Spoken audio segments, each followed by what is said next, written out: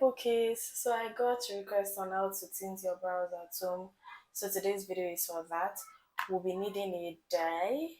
I'll be using the Cruset hair dye. That's the dye I actually use for my hair. If you cannot lay your hands on this, you can use any dye, especially men's beard dye or more. That dye your hair is really good. We'll be needing a spoolie. We'll be needing cotton swab. We'll be needing an empty container. Any empty container will do for the mixture of the dye, Vaseline, and wet wipes. First step is to dip the cotton swab into your Vaseline and apply it around the perimeters of your brows. This would help the dye not to stain the perimeters of your brow even if it reaches that part. You're going to repeat the same process for the other brow. And now we're going to be getting our dye, which has two containers inside. One is the dye and the other is the developer.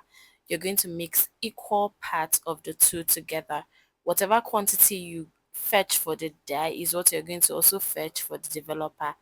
And then you're going to grab your spoolie and mix, just like so after mixing, we're going to begin our application process. You're going to be dipping the same spoolie into your dye mixture, but if you don't have a spoolie, you can also use a mascara wand.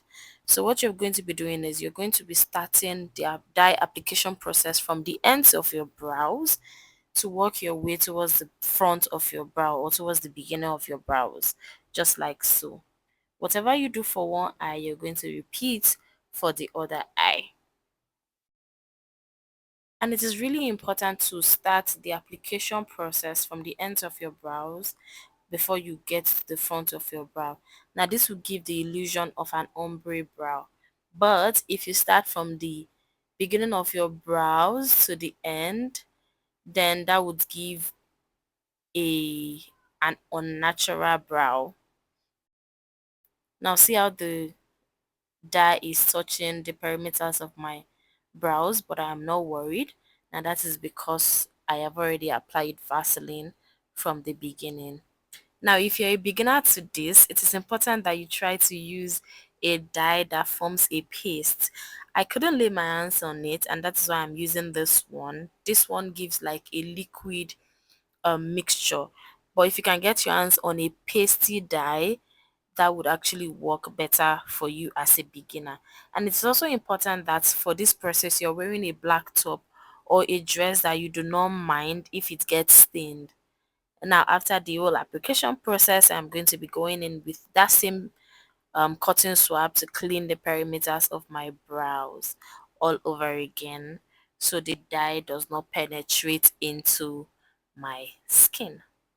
And I'm also going to be cleaning the beginning of my brows to give an ombre effect, just like so. So we're going to be leaving the dye on for a few minutes, for 2 3 minutes, 5 minutes, depending on you. But while you're waiting, ensure you go in with wet wipes to also clean the beginning of your brows. Waiting.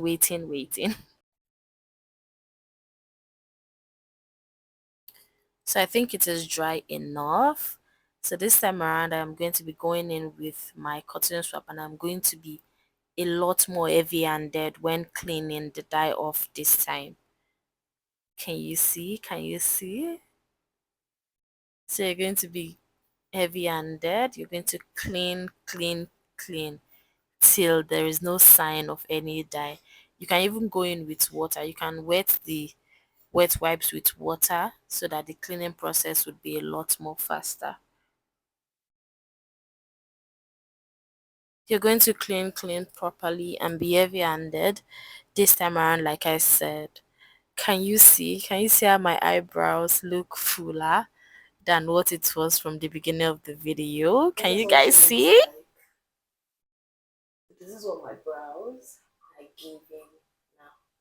You can see that they're a lot fuller, like they appear to be a lot fuller. So this is what brow tinting does for you. When you tint your brows, oh my god, they just look fuller, they lift your face, they're giving you the illusion of a fuller brow, and you tend to not even waste that much time drawing your brows when you want to do your makeup.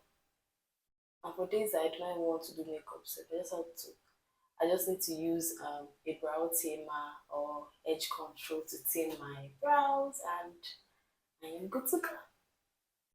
So if you find the video helpful, give it a thumbs up, leave a comment in the comment section, and I'll see you in my next video. Bye!